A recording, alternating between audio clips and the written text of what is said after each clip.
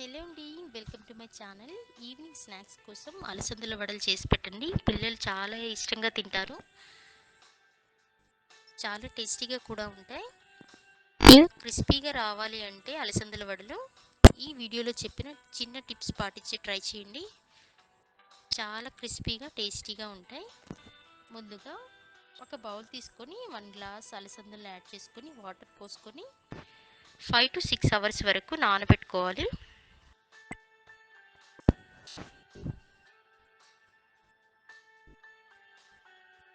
ఇలా నానిన తర్వాత అలసందలు ఇలా ఉబ్బుగా వస్తాయి.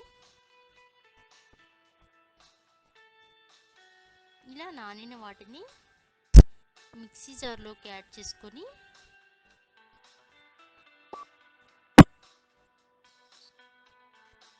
గ్రైండ్ చేసుకోవాలి. మెత్తగా గ్రైండ్ చేసుకోకూడదు, కొంచెం బరకుగా గ్రైండ్ చేసుకోవాలి.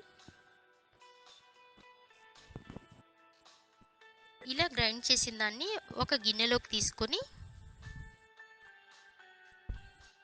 అందులో రుచికి సరిపడంత సాల్ట్ వేసుకొని సన్నగా కట్ చేసిన ఆనియన్స్, పచ్చిమిర్చి తరుగు,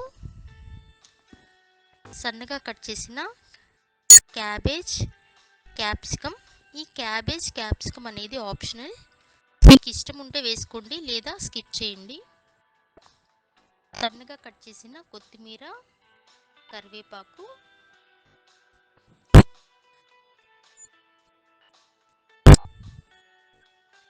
1 టేబుల్ స్పూన్ గరం మసాలా,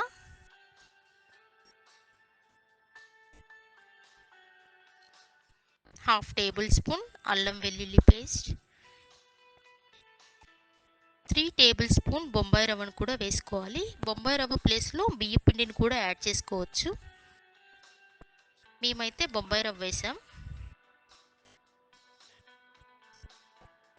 ఇవి అన్నీ బాగా కలుపుకొని పక్కన పెట్టుకోవాలి.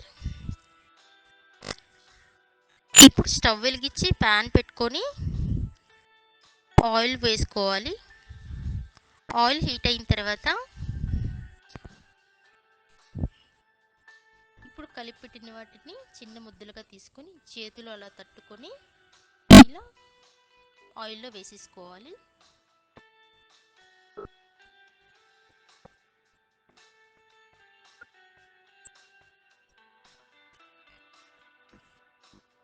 ఇలా గోల్డ్ కలర్లో వచ్చేంత వరకు ఫ్రై చేసుకోవాలి. ఇవి మీడియం ఫ్లేమ్లోనే ఫ్రై చేసుకోవాలి. హై ఫ్లేమ్ పెడితే పైకి మాడిపోయినట్టు ఉంటాయి, కానీ లోపల పిండిగా ఉంటుంది. సో మీడియం ఫ్లేమ్లోనే బాగా డీప్ ఫ్రై చేసుకోవాలి.